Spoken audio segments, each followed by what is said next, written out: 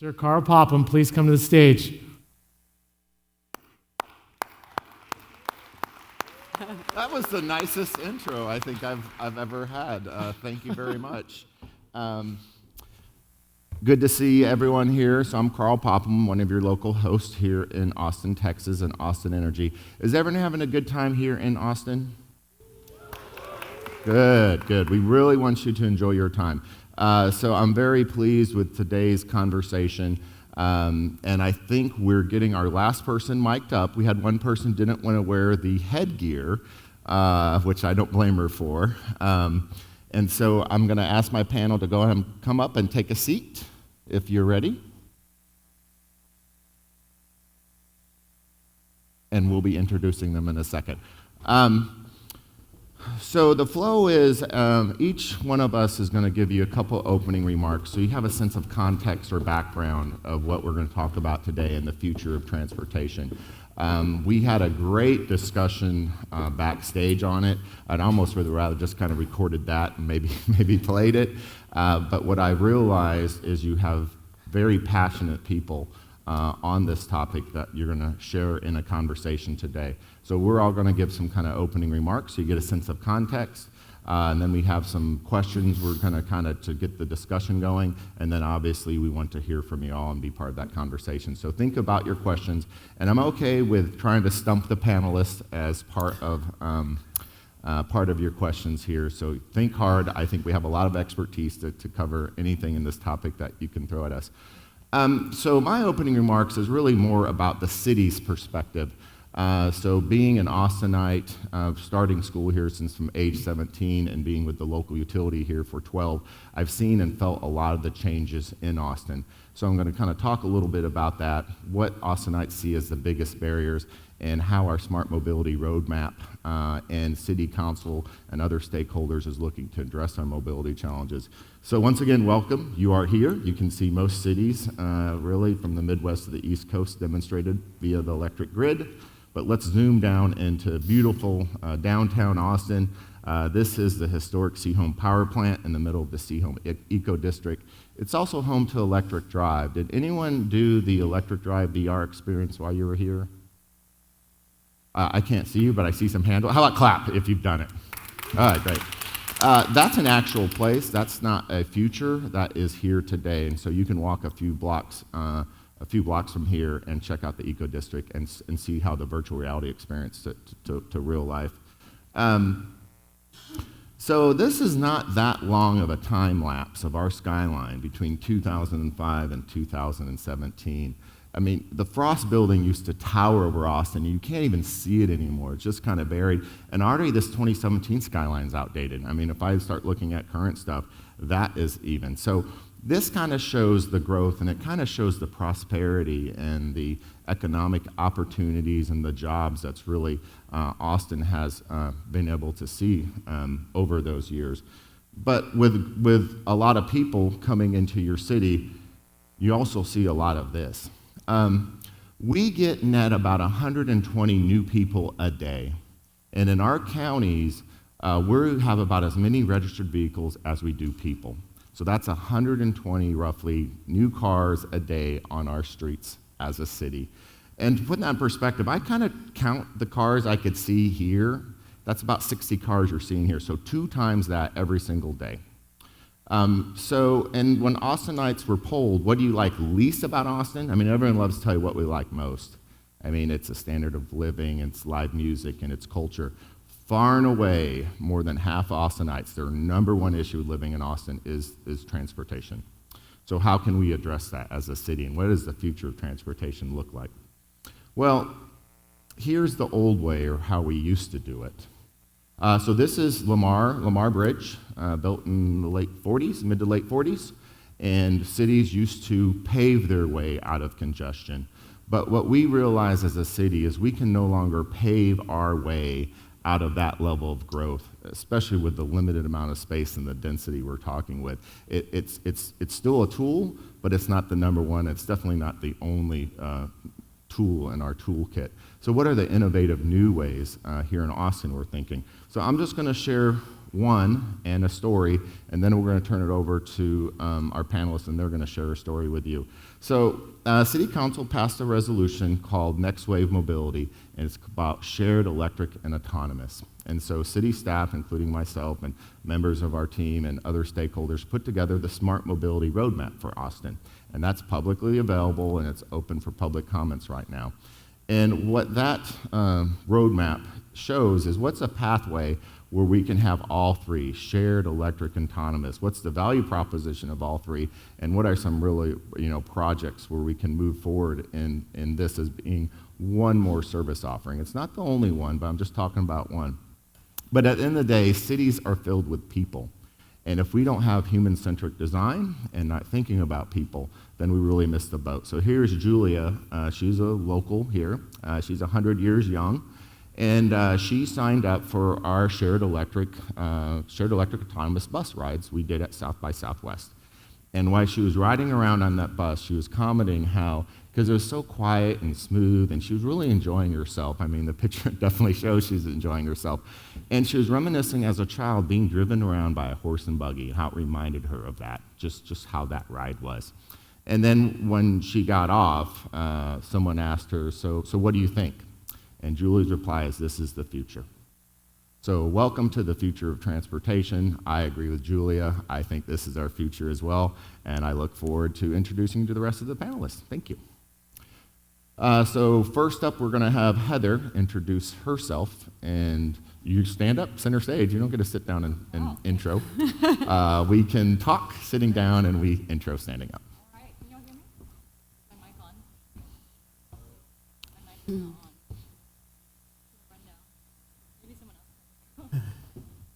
on. Next up is Venus. She is going to introduce herself and tell you what she's Good afternoon, everyone. My name is Venus Pineyro, and I would like to tell you a little story as to why I'm here today. I came to Austin in 1993 when I was 21 years old. I came here with my mother and my 5-year-old little sister. At the time, I can't tell you how many days we went to have a Whopper at Burger King for our dinner. Looking in retrospect, it wasn't the healthiest choice.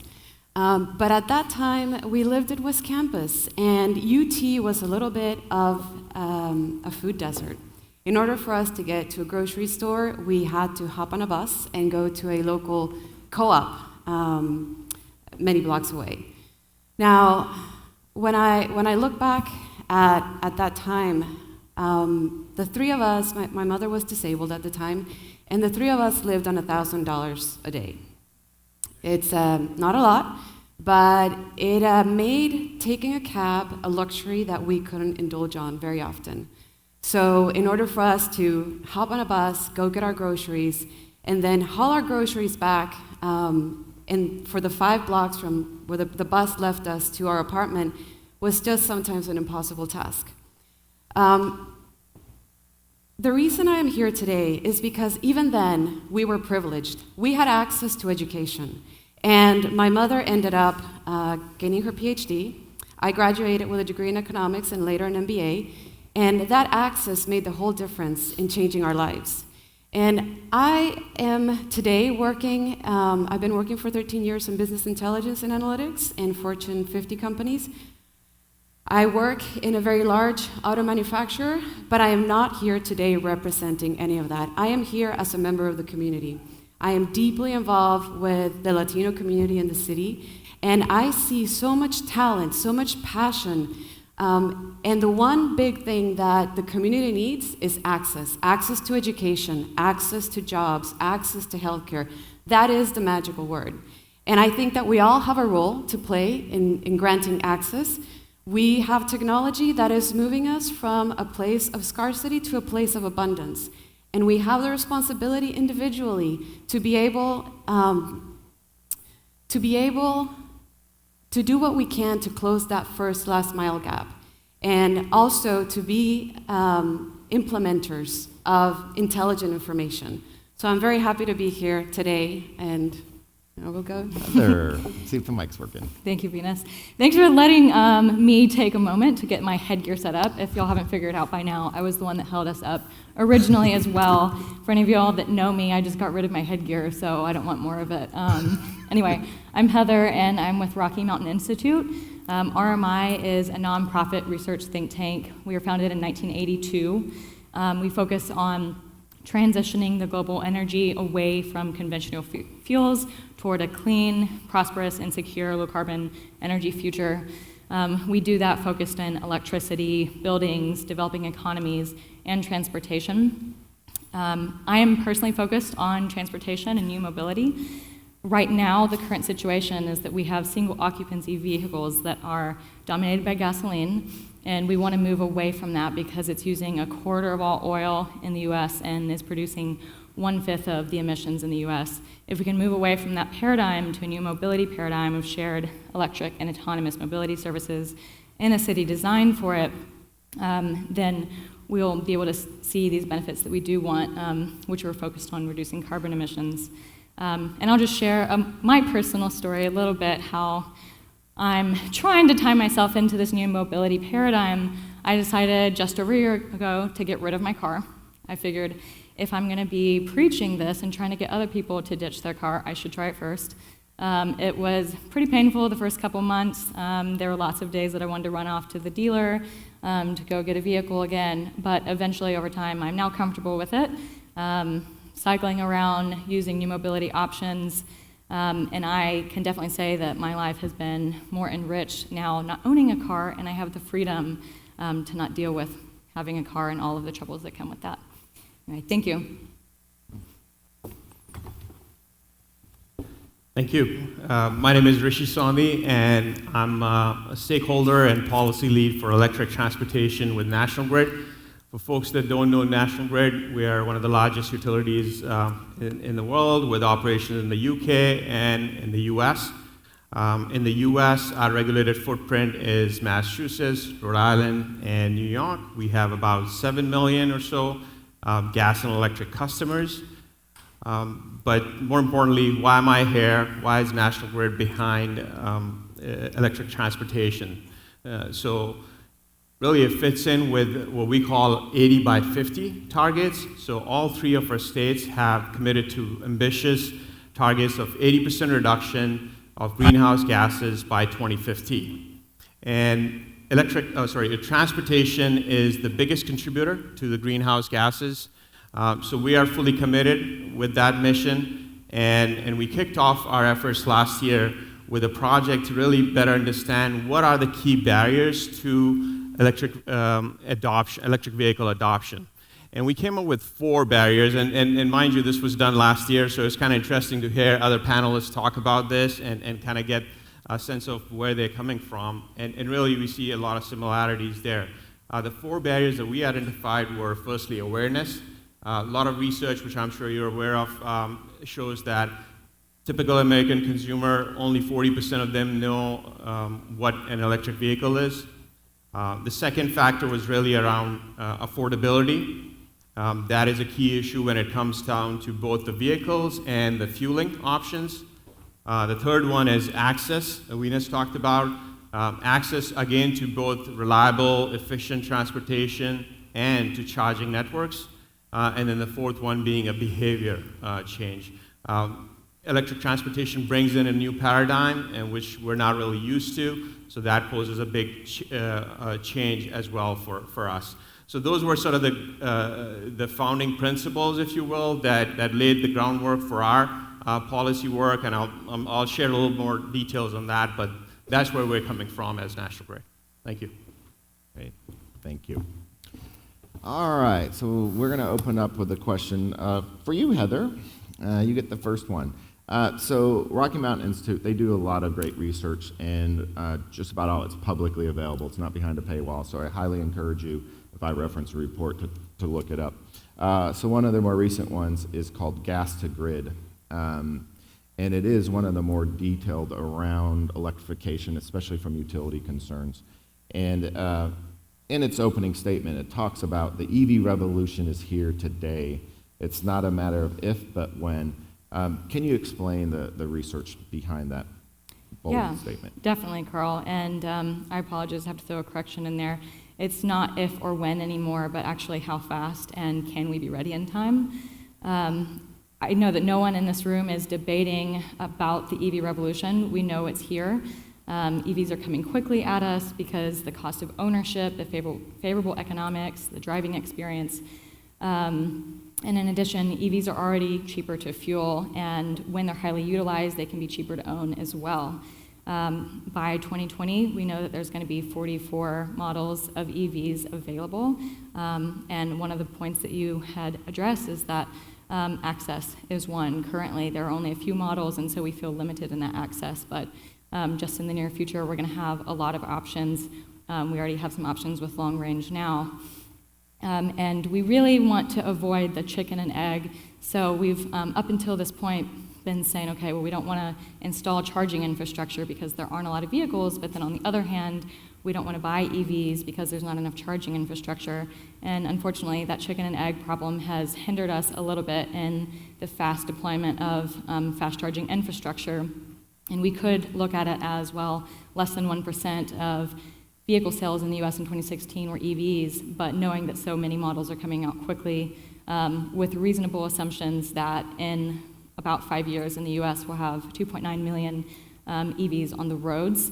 It's time to feel the sense of urgency and start deploying fast charging infrastructure as soon as possible. And there's going to be large effects on the grid, which we need to be prepared to address in our current planning stages. So with the assumption of 2.9 million EVs on the roads, that's going to mean about 11,000 gigawatt hours of load on the grid, which is equivalent to about 1 billion in annual electricity sales. It will certainly be the largest growth sector in US electricity, and one that we want to be prepared for. Great. And Rishi, you had a comment. What about projections at National Grid or the work you're doing? Yeah, no, I think our research supports that as well. So some of the work that we've done, again, looking at very specifically in our geographies, we see 40x increase, 40 times increase in terms of the number of EVs that are currently on the road and have to be on the road by 2025 to meet our state's zero-emission vehicle goals that, again, all three of our states have agreed on. So that kind of tells you the level of investment that's required and the sense of urgency, because 2025 is not that far in terms of planning cycles.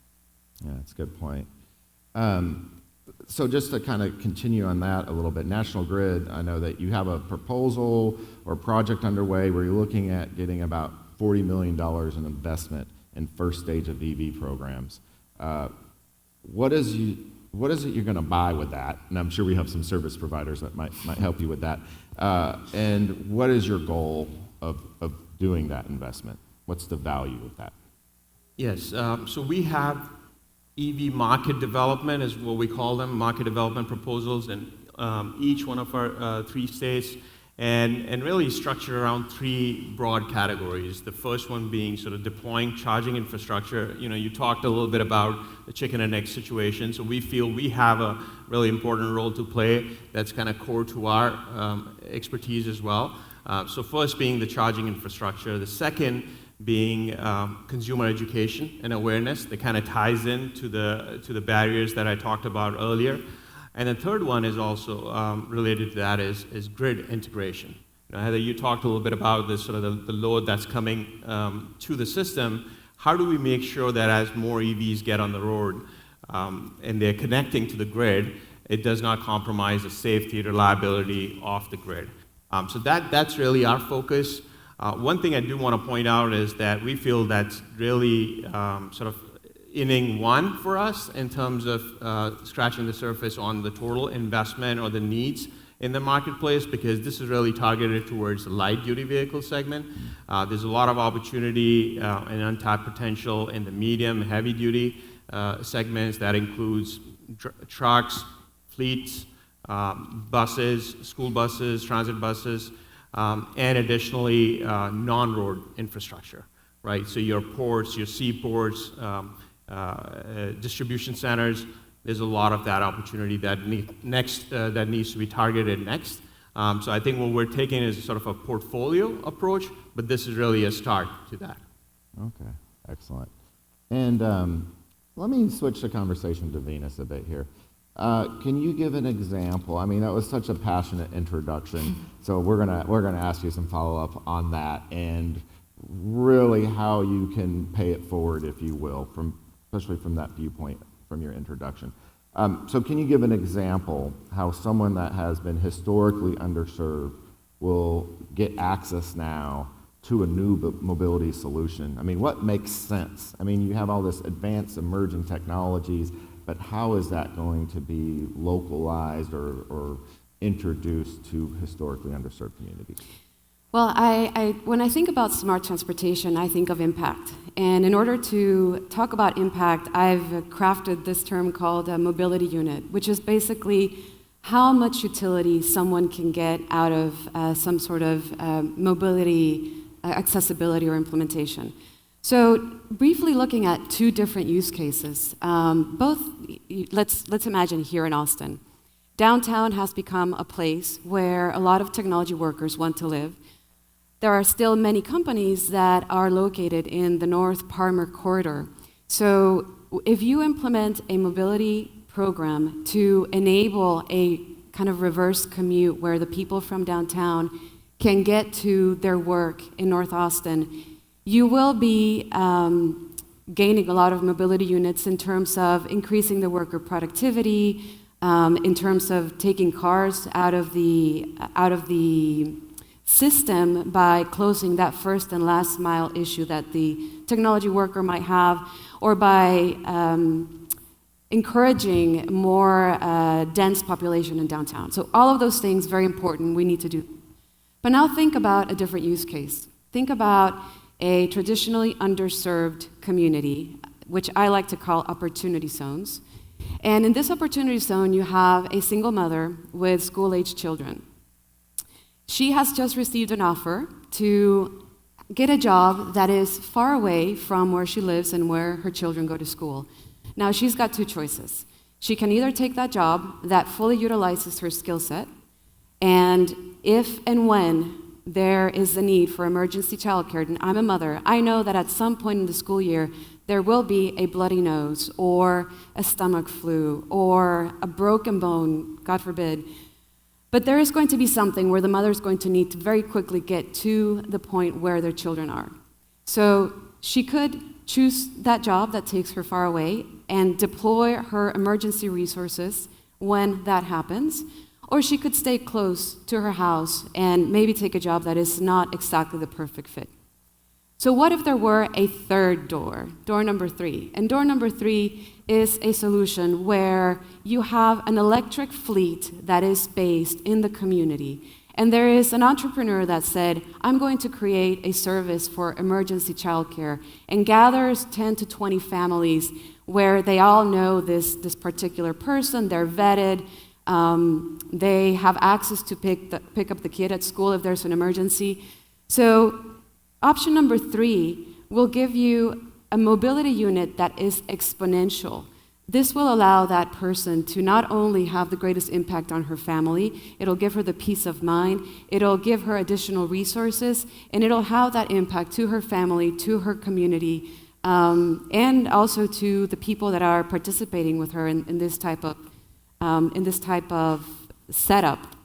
Now, I know that there's a lot of things that would need to be worked out, but what I want to make clear is that equitable implementation of mobility solutions is not just about doing the right thing, it's about doing something that makes very much economic sense for our communities. Right. And I know Heather RMI works on a lot of programs targeting the LMI demographic or low to moderate income demographic. Do you have an example or something you think you can add to that? Something real world? Definitely. I think it's so important that we do not leave low-income communities behind in this revolution of mobility. Right now, we're actually working on a mobility service pilot for hotel shift workers that work downtown. So it's kind of the reverse scenario that you're talking about, people moving from downtown to north, but looking at people that move from East Riverside into downtown for shift jobs. Unfortunately, these shifts are sometimes a little bit of funky hours, and sometimes these people are relying on public transit services that may not run in the evenings when they get off, or may have lower frequency over the weekends. And so we put out an RFI to mobility service providers recently and are looking to launch at the end of April. They're going to be offering discount codes to these hotel shift service workers so that some of them are actually walking a mile from certain parking garages to get to their job. And so they're losing time, they're losing money. So we're looking to increase the convenience of getting to work, decreasing congestion downtown, putting money back in their pockets, and then hopefully from this, we're going to grow the pie of new mobility services as well. Right. So, Rishi, I want to follow up with, you kind of teased it, you did a little bit of trailer on your intro about the 4 key barriers that you're seeing, universal barriers, they kind of sound like to EV adoption that I think other cities or organizations can kind of walk away with. So based on that, can you drill down a little deeper? What's your strategy to address these barriers, or any lessons learned at this stage where you're at in the process? Yeah, so I would say we're still early on in our journey, but we're engaging in several different fronts to really address these challenges. The one area I want to talk about is stakeholder engagement and advocacy. One of the things that we've realized that in order for us to be successful, we need the support of a diverse group of stakeholders. One of the things that we did last year was our CEO, Dean Sievers, joined a national commission on transportation efficiency that's out of Washington, D.C., managed by the Alliance to Save Energy. And Dean is a co-chair along with the president of Audi America. So here's an example of a utility and an automaker coming together to really find some broad solutions. And there's a diverse set of stakeholders as part of that commission that includes not just other utility players, not just other automakers, but also cities and towns, non-governmental organizations, environmental groups, kind of really building that coalition to find what are the possible pathways for efficiencies in this sector and how it can lead to some favorable outcomes, whether that might be jobs, better air quality, and such. So that's just one example at a national level that we're part of. We're also engaging stakeholders at the local and regional level, and recently we've been being very active in terms of supporting some of those policy areas that we identified early on in our effort. In addition to that, we're also, I talked a little bit about our proposals, our filings to facilitate infrastructure that gets to a lot of that access and affordability aspects of the equation. We're also looking at new partnership models. This is something new for us, but we're looking to see what role do we have to play, or we can play as a utility player in autonomous vehicle pilots or shared mobility services. We're not sure what that future transportation system is going to look like, but we certainly want a seat at the table, and we want to explore some of those partnerships. So those are just a few examples. Yeah, I couldn't agree more, and we've worked very closely with not only auto manufacturers, but the local auto dealerships is such a key part of that equation. I would encourage kind of regional authority to really get them engaged and understand their barriers and actually being a point of sale for those vehicles. So Venus, let me go back to you. Let's go back to real big picture again. I want to understand more of the global implications of this transformation we're talking about. And then, so let's think big, but then based on the global reality or implications, what is some local call to actions we can all think about?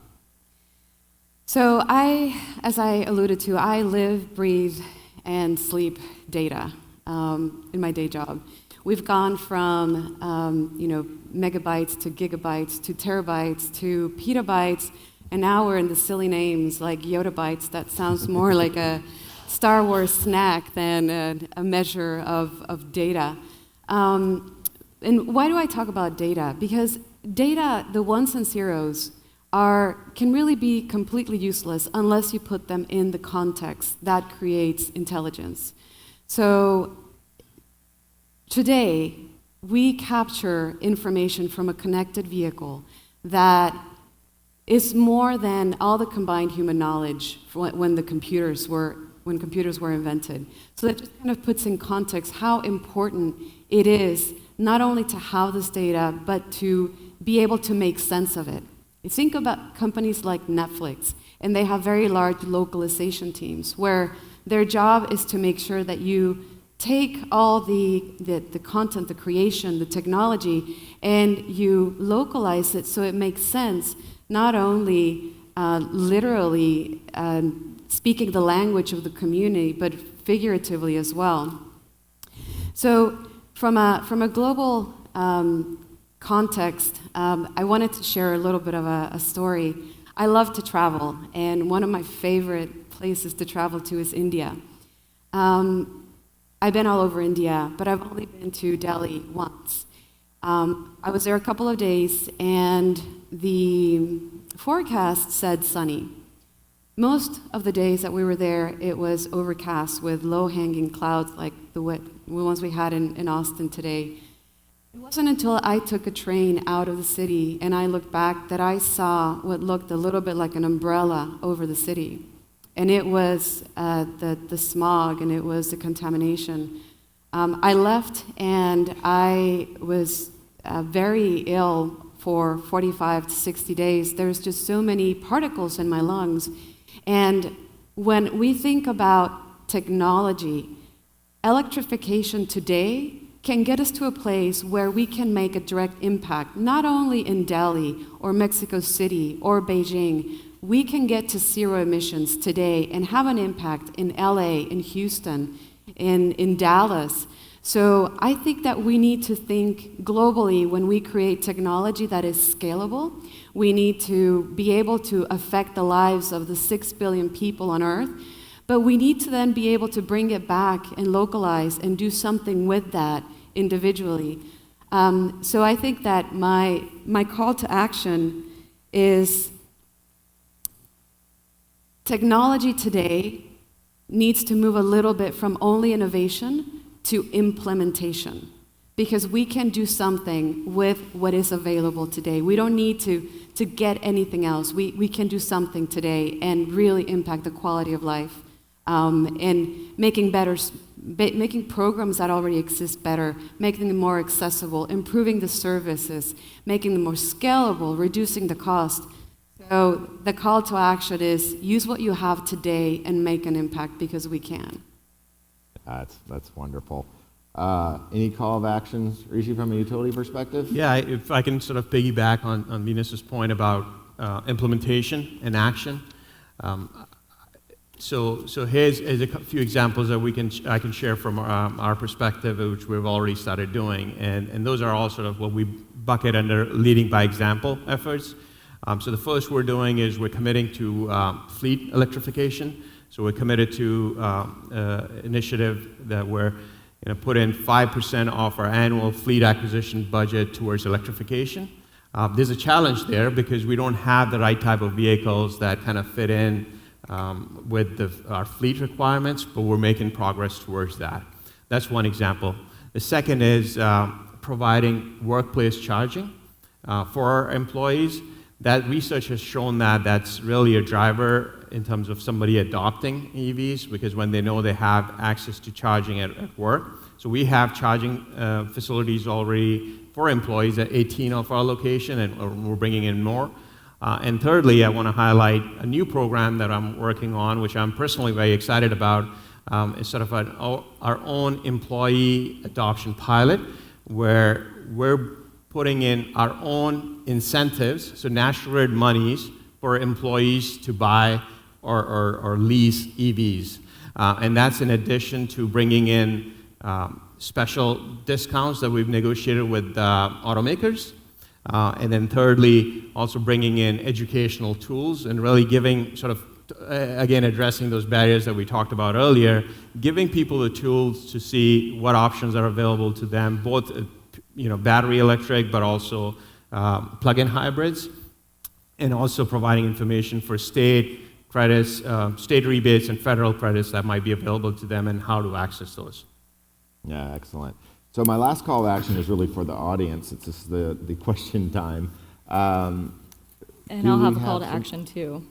Oh, really? You have a call to action? I do, yeah. Let's hear your call to I'm just action. listening to what you're both talking about implementation, and it really got me thinking that we have to think one step further about how to reach the consumer.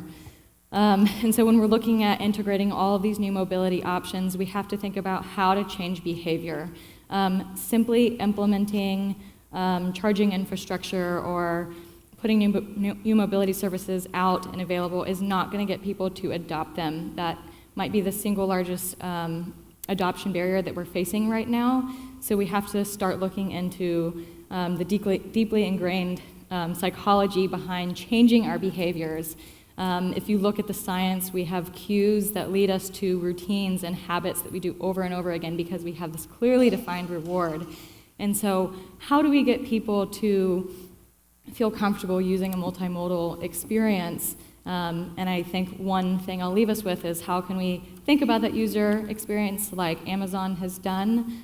They turned themselves, transformed from a small bookstore to a giant company that does everything now. And they did it by using their data to understand their customers and give them individual experiences. They call it the million markets of one. So how do you give them an individualized experience? And we need to think about how we can use that approach with multimodal transportation to make it as seamless as possible.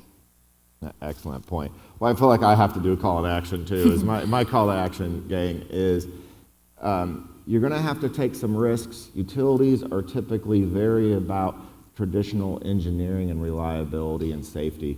Our culture is not about typically innovation, taking risks, and those type of notions we see in a lot of the leading service companies today, like we mentioned Amazon and Netflix and others. So I would say, with that program, you do have to take risks. Sometimes we call it a pilot.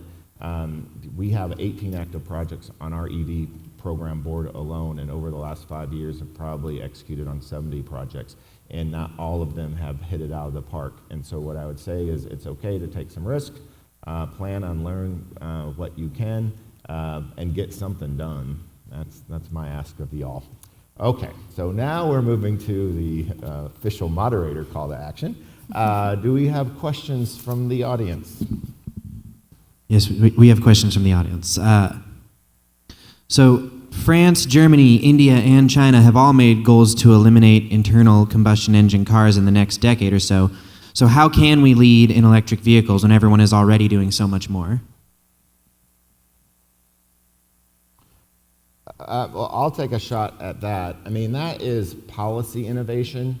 So here at the City of Austin, we have some very strong localized goals, so we might not have the same national framework as those big picture goals, but we're seeing very strong goals in California with ZEV mandate that really drove the global electric vehicle market for some time. So I wouldn't surrender leadership position at all, just because some other countries see the strategic advantage of going all electric. I mean, they see a strategic advantage of like China not wanting to rely on imports, and also as a great economic engine of being a leader in that. And I've never known America not to step up to the plate in a global challenge, so I have a lot of confidence in our entrepreneurship, innovation, and the people here in this room, and I think over time we'll see that policy innovation at the national level catch up, but I would not slow down at all, and I'm not seeing any slowdowns in the local level. But I will also say that it's important for us to look at market-driven solutions.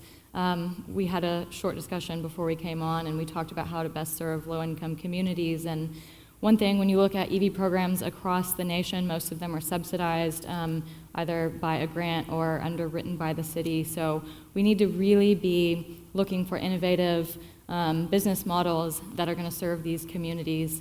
And there are a couple of them out there right now that aren't highly utilized, but if you look at companies that are getting their revenue based off of ads, they offer free car sharing or free EV charging. So we need to be looking at how we can integrate these services more. Right. Next question. If per mile transportation costs are much lower because they're automated and electrified, won't we just have significantly more congestion on the road? Well, I'll talk about the Austin plan. So there's a very specific reason Austin's smart mobility roadmap says shared, electric, and autonomous. But that is a very big concern. A recent report from New York City showed that ride-hail actually increased congestion. And so what we see is benefits of all three. So shared is what reduces the congestion. The electric is what reduces the emissions and gives cleaner air. And the automated is what really targets price and then increased safety. And all three together also target price. So we look at it as all three combined and using those in parallel to get to where we want to go. Because it's not about autopilot for rich Tesla drivers going from A to B. In some ways that can make it worse because now they're more comfortable even longer stretches of road because they're getting work done and those kind of things. So I really think shared needs to be part of any smart mobility roadmap, and you're welcome to see that one that's publicly displayed at Austin. Any of you on that? Yeah, just to add to that, I mean, I think there's other components that we need to work on as well, and there's some work being done, with the 50 by 50 commission that I talked a little bit earlier. I think there's a role for data and information technology to play here in terms of optimization of freight routes, optimization of freight vehicles. So right-sizing the times of those commutes can also make a big difference in terms of both the miles and the emissions or the energy from those modes. And I just wanted to add, I mean, when we talk about smart transportation, we're also talking about smart commerce. I don't know you guys, but I receive so many packages at my house that keep me off the road. So I think that there's a component of this smartness and innovation, and some of them we haven't even scratched the surface on. So what will it look like in the future? Will it entice more people to get on the road? Maybe. Maybe not. I would rather be at home playing with my daughter than going out buying groceries. So there's the other side of looking at innovative ways to avoid wasted time on roadways. Mm-hmm. Go ahead. It's also important not to assume that automated vehicles are only going to be light-duty vehicles like sedans. We can also have automation of buses. Right now, most public transit agencies, their highest operational cost is the driver, and we'll obviously have to figure out ways to get these drivers that lose their jobs back into the workforce. But it doesn't solely mean light-duty vehicles. We want to get people integrated with public transit as well. Yeah, that's an excellent point. Next question.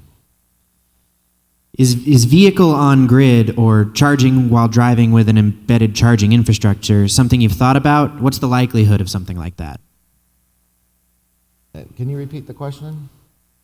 What's the likelihood of vehicles that charging while driving with embedded charging infrastructure in the vehicle or vehicle on grid? Yeah, Inductive so we call charging. that wireless or inductive charging. We're working with a startup right now called Hevo to introduce into our own fleet the first UL-listed wireless charging device, but that is stationary.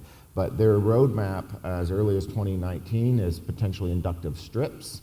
So that is why you're moving down the road, you're literally getting charged. But I think in the very near future, having cords to plug in, that's just not how it's going to work. That's going to look antiquated very quickly. It's about where you park, you're getting charged, or even at busy intersections, or potentially even down interstates. That it just happens as you go about your day that you don't even think about, and it's always topped off. So that's what I see the future, and we're rolling out a pilot this year to be one of the first receivers of that technology for our own fleet.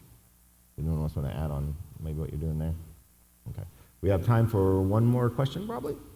Can you discuss electric vehicle adoption in rural areas? How do we address equitable mobility access for people who live in outer ring suburbs or even more rural areas? So I think part of that is going to be looking at first and last mile solutions, and Venus touched on that a little bit earlier. And we need to be thinking about regional plans, not just city plans. So how can we connect people living in rural areas to the public transit agency lines? And that might look like an autonomous shuttle that's rolling around neighborhoods, picking you up and then dropping you off at a bus stop. But it's important for that to be a seamless integration and experience.